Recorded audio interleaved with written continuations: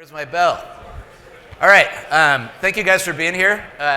Our topic here is dollars and cents, which is a nice little pun there, and so which is great. I didn't know we had that. So if you guys use puns, I'll be very appreciative in the theme of what we're talking about. So my name is John Lawless. I work with Fannie Mae.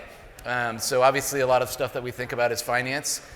This panel is really about finance, and for those of you that don't know, the word finance itself starts with fin, which means end, right? Because it used to be that whenever you thought about doing a project, you'd get to the end and you think about how to finance it. But as we know in our world, you better start thinking about the finance sort of at the beginning, or else you're going to be in trouble. And as a side note, mortgage is mort, which means dead.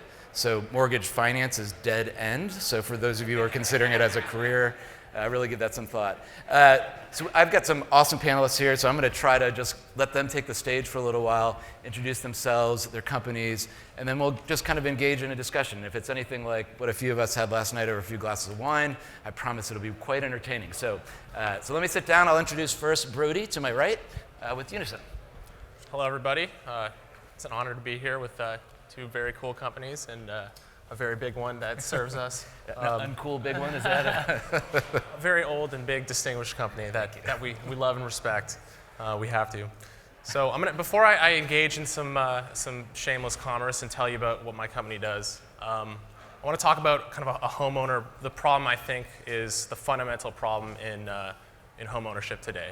And I think that problem is that a homeowner has to buy way too much house in order to live in a home. And I think we'll talk about down payment constraints and monthly expense constraints, but the risk constraint, I think, is the biggest one. So what we do at Unison is we give you money for a down payment, or if you own a home, we'll buy shares in your company and take some of that risk off of your portfolio. And yeah, it's as simple as that. Very cool.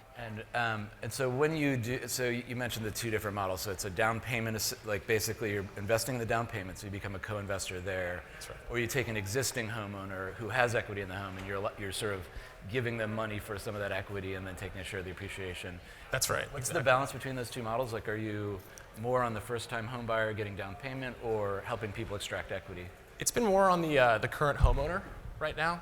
We're trying to target home buyer markets specifically. We've had a little bit more difficulty getting traction there, but yeah, the homeowner product has really taken off. That's great. All right, next up, Basil. Hi, everyone. I'm Basil from HomeVest. We give renters an ownership stake in their homes so that they can build wealth while they're renting. The way this works in practice is that customers find us during their standard rental cycle. So they'll be on sites like Zillow, Redfin, Zumper, et cetera. They learn about the HomeVest deal, which is that they pay market rent, but they have the opportunity to invest both upfront and over time instead of paying a traditional security deposit. When someone expresses interest in one of the homes that we have listed and signs a lease, we go purchase that home using third-party real estate capital that our venture company manages. You can kind of think about the business as being a marketplace between real estate investors and customers who want to invest alongside them. As fractional owners in the homes, the customers get the exact same benefits as the real estate investors. So they get their pro rata share of the home price appreciation. And they also get a monthly equity dividend to represent their share of the cash flow. It was very important to us that there's no asymmetry between the real estate investors and the customers, so we don't have like a home price appreciation hurdle that has to be hit before the customers start benefiting. When the customer's lease comes to an end, the customer can use the wealth they've generated to purchase any home on the market, and we'll help them with that transaction. Or they can transfer that wealth to their next HomeVest rental. So they can kind of allow that to compound over time as they move from place to place. What's really cool about this is that by aligning incentives between real estate investors and customers, we've kind of created a product where both parties are better off.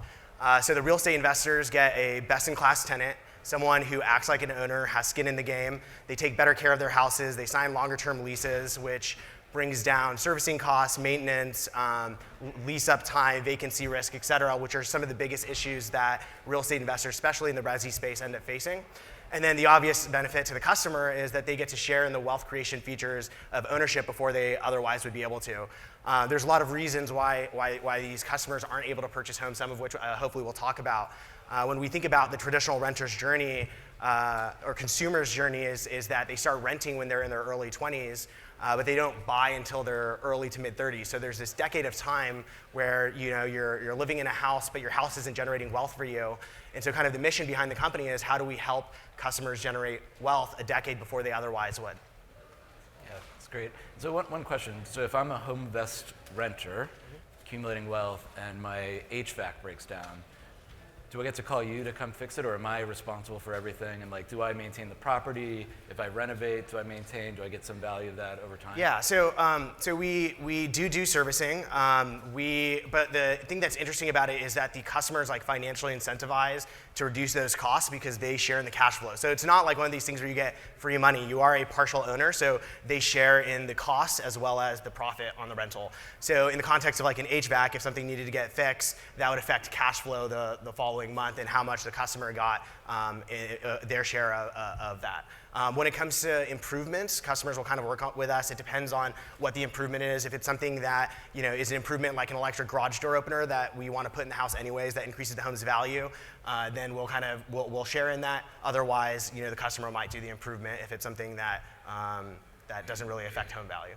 That's great. And one last question for you. As you guys have done consumer research, what do you think the average tenure of somebody who's renting and accumulating to then becoming a buyer is? That, as you say, like, do you expect to see people doing that for a decade, maybe switching from rental to rental, and switching, or is it like a 2-3 year? I think it depends on the market. So we've seen like kind of two sections. There's the customers who are starting to rent early with us. So these are your college students, et cetera, that are planning on renting for a decade or so before they end up buying.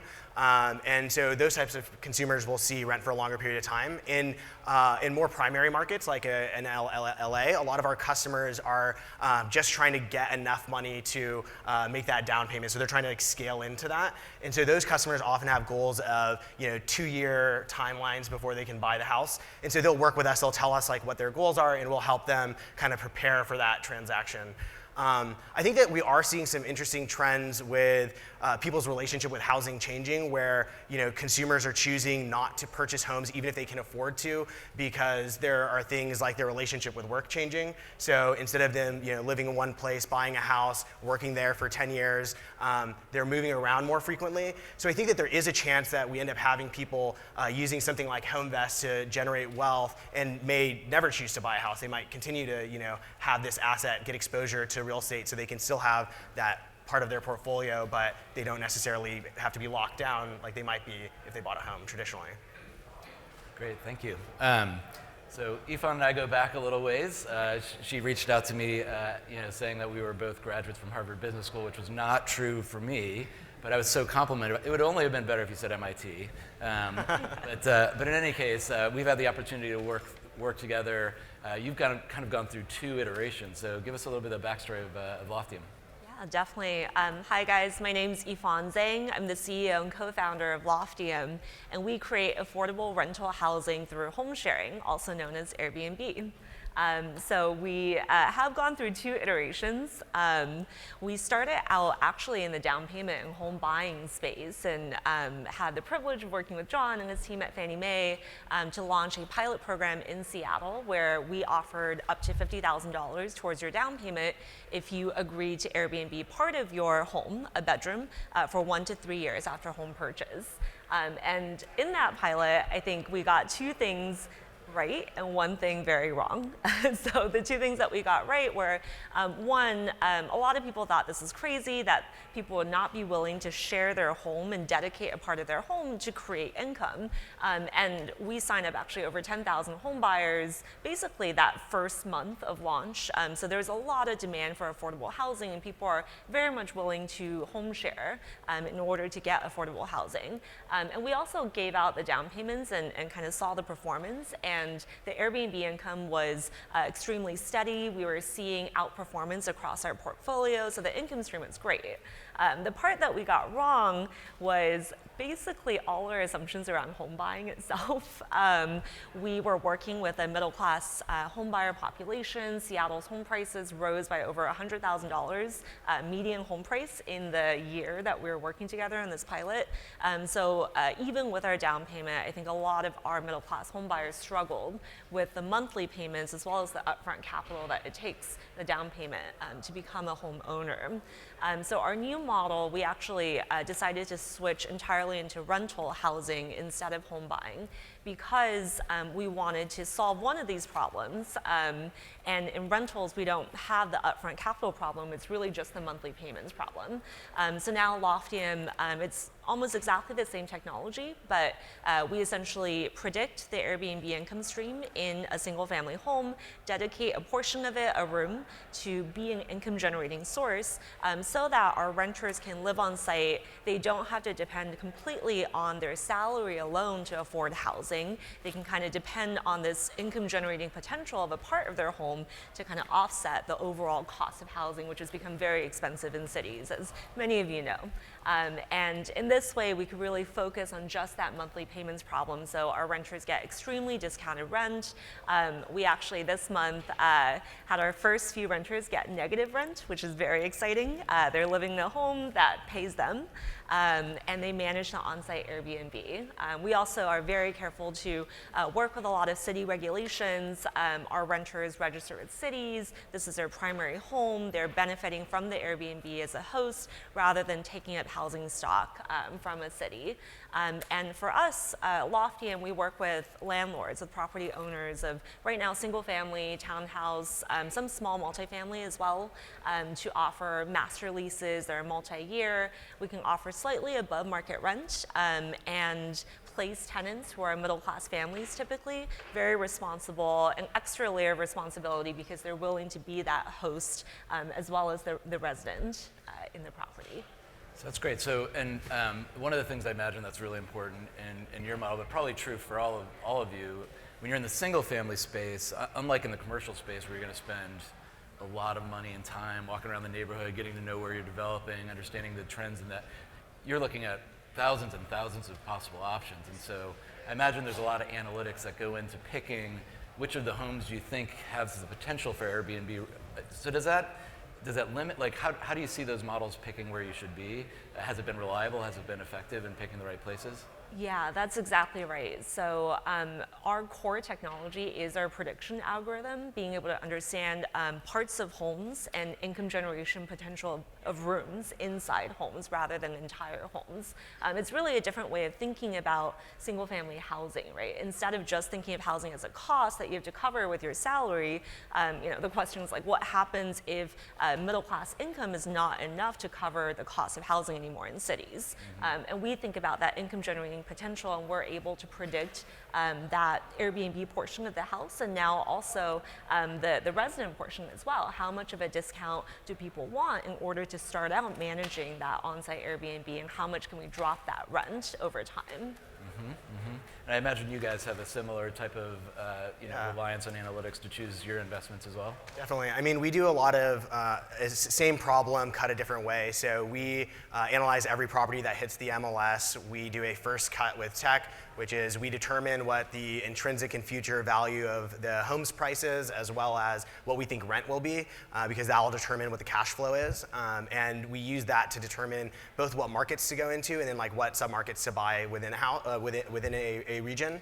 And so we always have to do a first cut with tech, and then we have our like real estate team evaluate deals before we end up doing transactions. So I think that I'd like to think of like the state of like asset valuation in a very good place for for doing like a first level cut, and then having editing done by traditional real estate investor.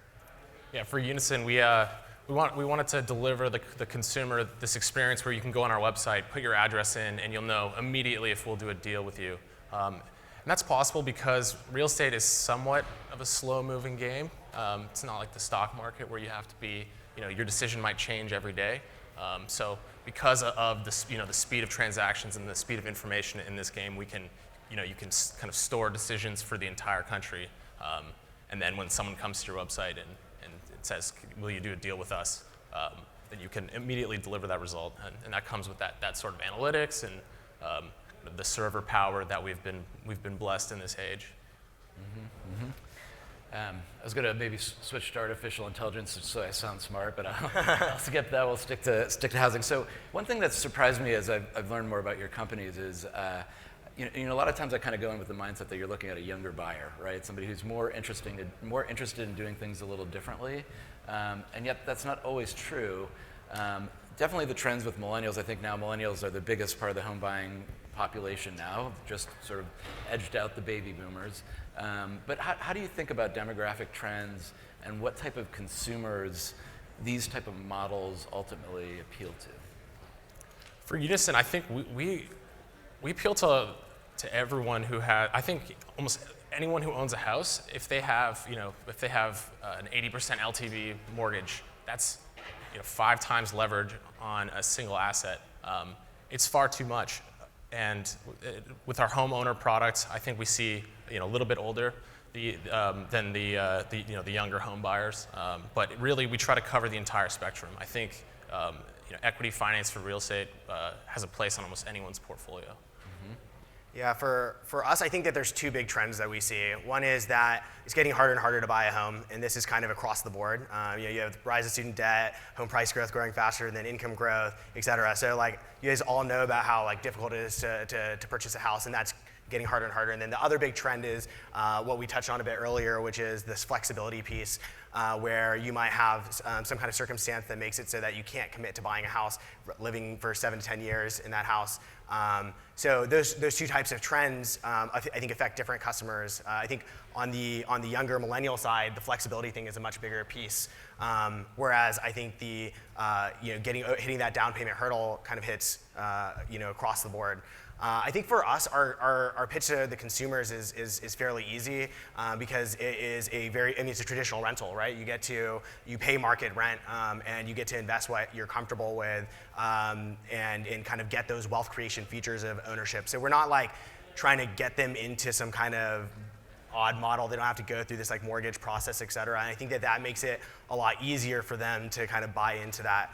The 2 big customer groups we have are, again, those younger college students, but we also have a bit old, a slightly older demographic when they go through an inflection point in their life, which could be a death of a family member, a divorce, et cetera. So they're used to living in a single family home, but perhaps they don't have the 2 income streams anymore, can't afford to. So they're they don't want to move into an apartment. But they might need to be able to scale into that ownership stake again. Yeah, I think I want to echo just how difficult it is to buy a home nowadays, and that's what we realized through our pilot as well. The demographics piece has been really surprising for me because at Loftium, and I think a lot of people expected this, including myself, we thought that our renters and home buyers would all be pretty much millennials or kind of younger people who are open to the idea of Airbnb and home sharing. But our renters actually are in their 20s, 30s, 40s, and 50s, pretty evenly split. Probably mostly 30s, but a decent number across the board. And that's been surprising. I think that looking at the rest of the demographic numbers is interesting. So our average income is about $85,000 household income. Credit score is above 700, so we are selecting for a pretty responsible group of people. But I think what we're seeing is this group of middle-class families, right, are not really able to find housing that fits their needs. Their budgets are geared towards either apartments, 1 bed, 2 beds, which are not a great fit if you have pets or kids or want that type of single family lifestyle. So then they have to essentially move out of cities and have a long commute in order to have that type of family lifestyle. And what we're doing is really blending the 2, right? Allowing middle class families to live in a single family home with a yard, potentially a garage, kind of more space, but at the price point of an apartment, and in a location that's easy for them to get to work and enjoy the amenities of a city. And that's very surprising to me, but also an exciting part of the Loftium rental program. Yeah, so we've talked a little bit about the challenges of buying a home, right? And so as we see it, between 3 and 5 million units of housing short in this country. It's getting worse. It especially affects the sort of lower income, lower priced housing. We see people staying in their homes for much, much longer, renovating instead of selling those homes and allowing churn to happen. So it puts a lot of buyers in a tricky position. It seems like the solutions that you guys have talked about are really financing solutions that either help with the down payment or wealth accumulation to get to a down payment, or reducing monthly payments. Of course, the other third area is credit. But just, can you talk a little bit about some of the obstacles that the buyers you're working with, regardless of what age group they're in, because I think they're all facing a similar challenge. Where do you see, is it down payment that people are coming to you for? Is it income? How are they getting past credit? 700 is great. There's a lot of great buyers, but there's a lot of market below 700 that's really, really struggling with housing these days. So throw that as an open question. I can speak to that because I think we started in the down payment space because I think everyone says down payment is the #1 problem, right, facing home buyers, especially millennial home buyers. What we realize is down payment probably is not the largest problem, but it's the first problem that people face. So it's the one that they think of when you ask them in a survey, what's the #1 hurdle that you face as a home buyer? When we presented our down payment product and kind of solved that for a number of people, what we realized is that they actually had a number of other issues that they faced after we solved the down payment problem. So things like credit, things like 1099 income not being counted, or 2 years of employment history, or various kind of housing relationships, people that are going to live in the household not being able to qualify together. So we ran into a number of other issues that maybe are correlated and sometimes not, and that was really the realization for us. What's exciting for us is customers come in as renters and share kind of their goals, and we can, as such, work with lenders to figure out what a customer needs to get to for them to qualify for a loan. So our customers will be in their app. They'll see, you're, $2,000 short of being able to get underwritten for a loan, or these types of things. That if you made these changes, your credit profile would help you lock in a better interest rate. So we can kind of work with customers because they come to us before they're buyers, and kind of help them prepare for that period of time. Because as you're mentioning, a lot of the down payment's part of it, but then it's also like, how do you get the loan? A lot of customers aren't aware of like the closing costs that end up happening. So we can kind of work with them to prepare them.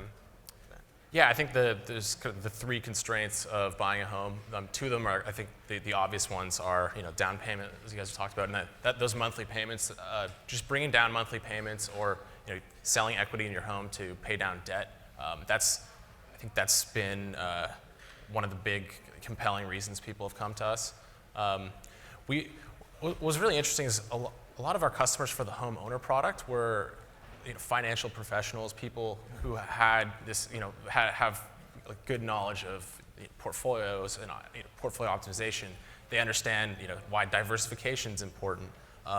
And when we spoke to these customers, they understood why that there's this third constraint that I think is emerging, which is just this risk appetite. Like, how much risk are you willing to put on one asset? And so I'd say that, the third obstacle is, how much risk are you willing to take with your finite capital? And I think in the world that we're in now, when you only have this 0 to 1 option of buying a home, so you kind of have to put everything. You liquidate your brokerage account and put everything on red, and so I think that kind of risk constraint is becoming more and more tangible as an obstacle to buying a home.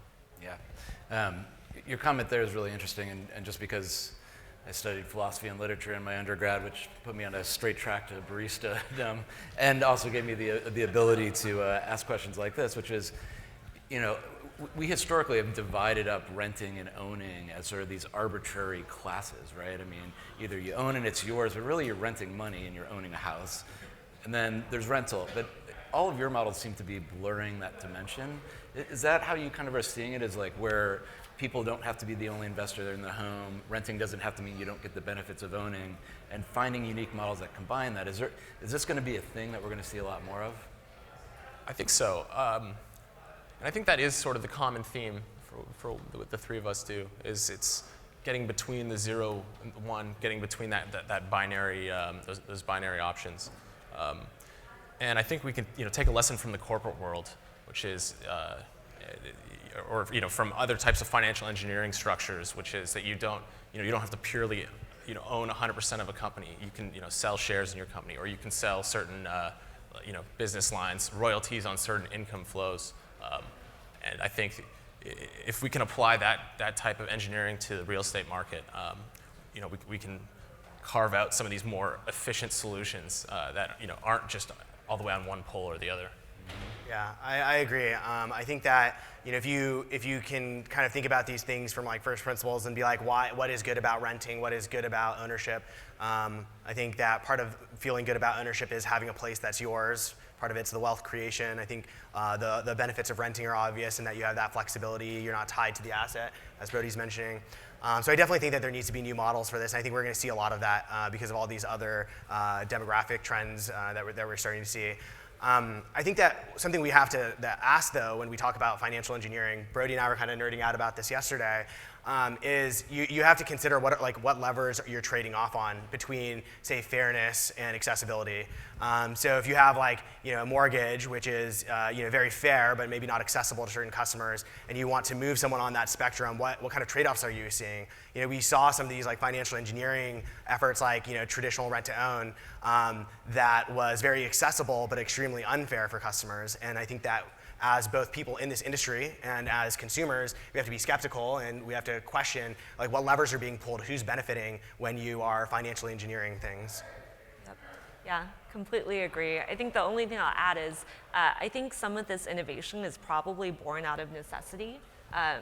Especially if you look at urban home prices nowadays, right? The inaccessibility really comes from home prices, and if things are, prices are rising quickly or prices are uncertain, and you talk about risk, how does a normal household go about evaluating that risk and deciding whether to put all of their money into this housing asset, especially after 2008. I think there's still a lot of fears in the market. When we ran our down payment program, we worked with a lot of first-time home buyers, and as a group, I think first of all, they required a lot of education and also a lot of kind of almost like a emotional kind of support, right, to think through this. And partially for us, why we decided to move into rentals is, like you were saying, Basil, it became hard to actually recommend home ownership to some of the potential home buyers coming to us because we weren't sure where the housing market was going. If they were assuming there was going to be a certain amount of appreciation and that would be worth putting everything, right, that they had 10% saved. per year, right? It's always and closing costs, all of these things, it becomes a very risky situation, and then they get locked into a 30-year mortgage with very high costs for them, right? They're now able to qualify for 50% of their income being put into a mortgage. Sometimes it didn't feel quite responsible. So and I agree. I think there's other solutions than just purely rental and home ownership because there's a lot of benefits to ownership. Well, I mean, if you look at the levers that banks have pulled to try and help people have more ownership, is to lever things up even more, right? And we're in these situations where people are doing 97 LTV, and it's still not enough. And at some point, you have to say you can't just keep levering more, even with guarantees. At some point, there has to be something else that changes, which is why I'm excited about what these two are working on and what other things we're seeing in the housing space to help customers have alternatives. Yeah, it's critical that we educate the homeowner. What is a realistic expectation for appreciation of your home? Everyone thinks their home's going up 10 or 20% per year. And it's that optimism that drives you to make the decision. And just going back to another interesting thing you said is this innovation in real estate has to be, it almost has to be forced, it has to be out of necessity. It's not like a social media company. It's such an emotional and big decision that I think it's really risky for people to want to be like the first mover on a new product or a new innovation. So a lot of this innovation has definitely been born out of necessity and the big data boom and the big kind of server boom that we have. There's a lot of these big players, right? So you can't, it's not just like in general consumer where you can build a product and people, there's a ton of regulation. You have to deal with banks. You have your Fannies and Freddies of the world. Like there's just a lot that's going on. There's in the regulatory environment as well that it almost has to be born out of necessity, or else it can kind of be hard to get all the parties involved in favor of those things. Yeah, I mean, a lot of what we're hearing, affordability is being really, really impacted by supply. You do kind of go one of two routes, right? One is do some of the cool stuff we heard about before and build 3D printed homes and try to really increase the supply. Or you sort of, by necessity, try to find ways to live with it, dividing units, co-sharing, the sort of blend of rental and owning. But you hit on like the regulatory issues, and I'll sort of ask this question in two dimensions, because I know I can see everybody's minds churning about how can I use financing to get some things happening, right? But the one challenge is, will consumers like it? You said we have to educate consumers. Will they like? How do you actually like? The consumer doesn't understand a mortgage. I mean, I don't understand. I work in the business for 20 years. It's a confusing thing, right? Now you add in, I've got an equity investor. I'm gaining some appreciation, but I'm sharing. So how do you think about the consumer's approach? And then on the regulatory side, how do you get comfortable with, what we always worry about is the headline risk, where somebody realizes that, oh, I didn't get all of my appreciation, or I didn't get the money I expected, and that can really come back and be pretty harmful. So consumers, do they like it? And then how do you get them to like it? And then any concerns on the regulatory side? It's a very complicated question. Sorry, yeah. I'm just mulling it over. Well, first of all, I mean, shout out to Fannie Mae. I really think actually the pilot experience was really great. And when we told real estate agents that we had partnered with Fannie Mae to do this pilot, I think people really couldn't believe it, how quickly it happened. And I do think there are various regulatory agencies and just ways to work with cities as well to create innovative products. I think because of the necessity of housing affordability, there's just a lot of players now who are very much interested in creating solutions. That being said, I do think it's a very challenging market to be in. So Lofty was my second startup. My first startup was a mobile fitness app, which is a very different space and more on the fun side. They say it's fun. Yeah. I could probably use it since I'm on travel. And just like a game, just like a mobile app. No, it's a regulated space, and even though now we're out of the home buying space, right, we're still dealing with rental laws, fair housing, Airbnb regulations, like looking at cities and how they're regulating primary residence only Airbnbs versus investors.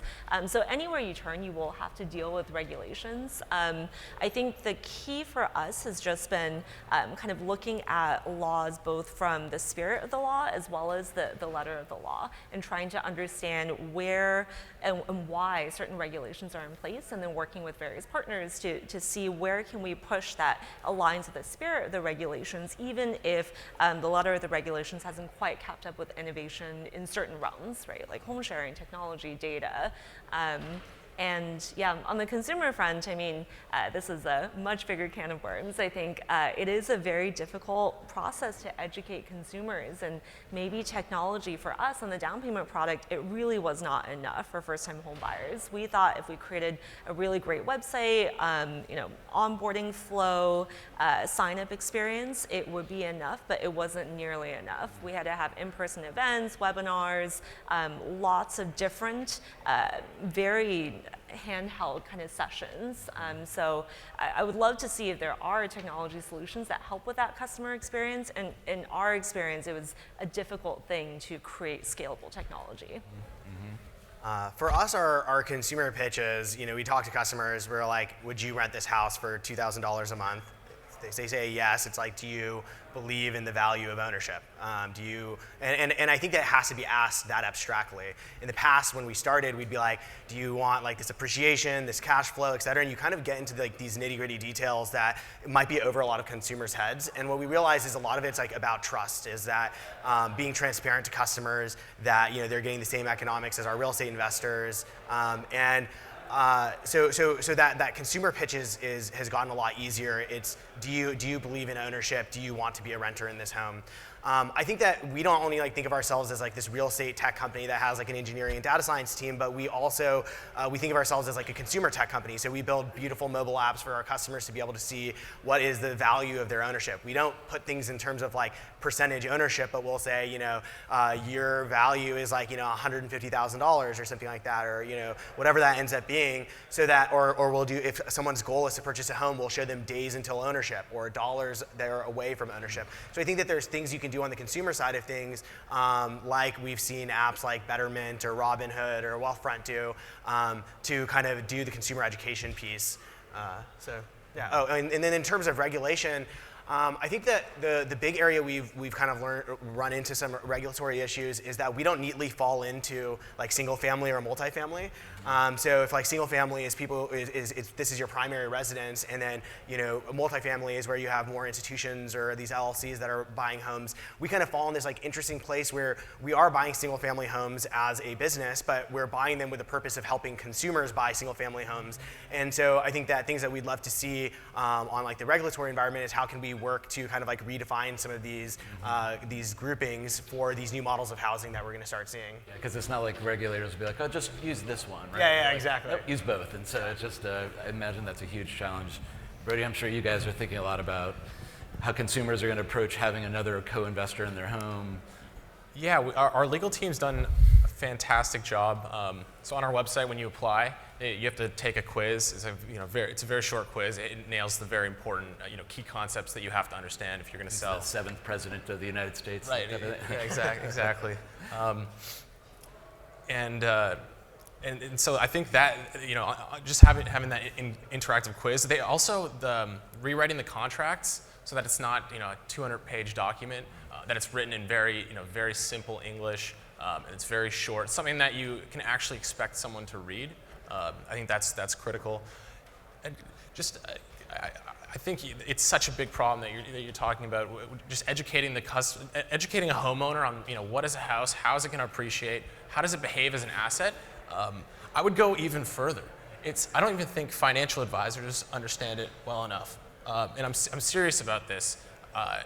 If you look at a lot of the literature on homeowner portfolio optimization, there's people still using the volatility of a Case-Shiller index, which it's like saying that it's like saying that the volatility of an individual stock is the same as the volatility of the S&P 500. It's not true.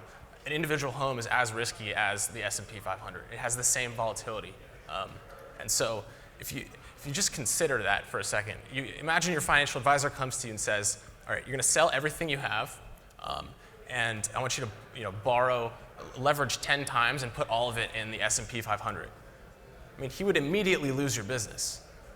And yet this is kind of how and now not just 10 times, now 30 times with the 97% LTV mortgage. I mean, that's a crazy investment. And I think it's amazing that it's so normal in the market today. Yeah.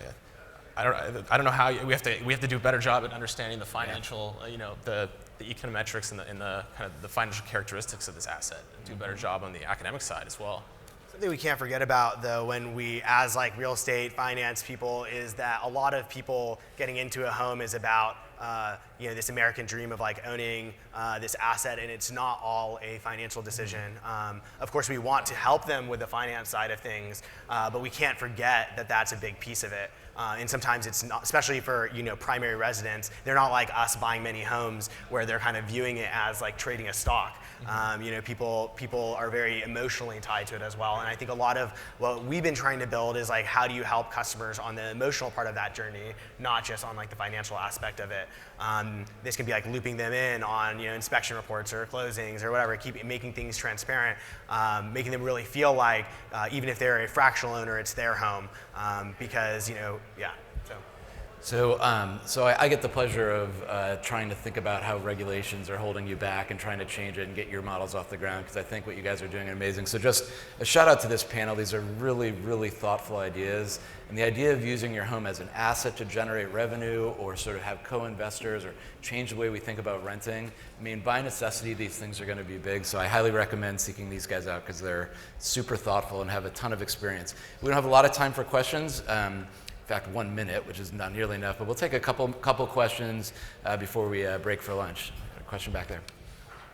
Explain how your model how it performs in the down market. What happens in the down market when housing prices? So when housing prices go down, you'd have the same risk that you would with any other asset. So the customer, again, shares in the profit, but also in the loss, right? So the value of their ownership stake would go down very similarly to as you'd expect if you owned a home. I think that the way that it's a bit different is that a lot of the markets that we're in, we're doing very high yielding assets. So the houses that we purchased in St. Louis are 10% cash yield unlevered. So we have a lot of buffer room on the cash flow where the customer and the real estate investors can benefit even if there is a downturn, unless you have some kind of crazy like 08-like scenario. But I think if we have some kind of a recession come, it's not going to be housing led. And so even if you have 3-4% decreases in home prices, a lot of these cash yields can offset that for the customer and the real estate investor. So I assume the consumer is floored at zero in terms of their downside exposure, right? So they're not locked in, and then unless they pay the $10,000 price decline, right, they're free once it hits zero. They just don't have the ability to take it with them. That's great. So they never end up with an unsecured loan balance? No. Yeah, so the customer, like worst case scenario would be that their equity stake is worth nothing. But they don't, And Brodie, you guys do something similar on the downside. You share up and share down, right? That's right. So yeah, we give you money at the beginning. You don't pay us back until you sell your house. And when you sell your house, we just figure if it goes down in value, we share in the downside. If it goes up in value, we share in the upside. Other questions? Got one up here. Just something to think about. I'd love to have a product out there, some innovative solutions for deferred maintenance is another issue with homeowners as well. As a homeowner myself, I sometimes having overrated. So I'll repeat the question, by the way. And also, Does this thing work? so I would say that Microphone work? I think they'll turn it on back there. I can go back there. Yeah, sorry about that.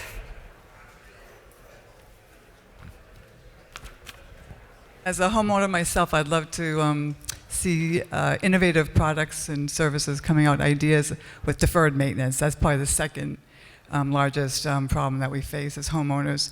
And then also, HELOCs, right? It's supposed to be, something that we can use for deferred maintenance. However, our homes we buy them because it's an asset. So if we have equity in our home, I feel like we should be able to use that for whatever we want, whether it's to improve our home or pay off some debt. And with the recent, change in taxes with that, it kind of sucks. So anyway, you all are doing some amazing things. So those are two things actually that, to think about, or maybe next year you can come back with some solutions to something like that. Thank you.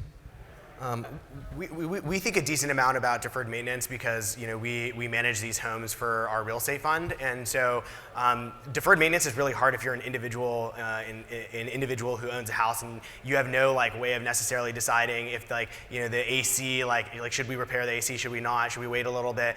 I think as a company that has hundreds of homes on your portfolio, we can make a lot more educated investments on when to make improvements and when not to. One of the ways that we do this is by, in addition to having a traditional inspector, we have inspection in-house where we'll do a 300-point home inspection to figure out what types of things we should improve and what we shouldn't. The way that we try to evaluate that from the investment side is we decide if we were to make all the improvements to the house up front, would the yield and the appreciation justify that? Now, if we decide to do that up front or not is more of a CapEx question, but that's kind of how we think about maintenance. I think we can kind of help customers given our, bring our experience with all these homes to individual homeowners. Yeah, one really interesting fact about this is that if you look at the average home buyer, they're buying homes that roughly are 30 years old. That's on average. But if you look for the low to moderate income segment, they're buying homes that are 50 years plus old. And so the maintenance question becomes a much bigger issue for a cohort that sort of, volatility in terms of their costs is a much bigger issue. And so, as some of the rental and ownership models kind of get blurred, it opens the opportunity for sort of like more involvement in terms of kind of having a landlord.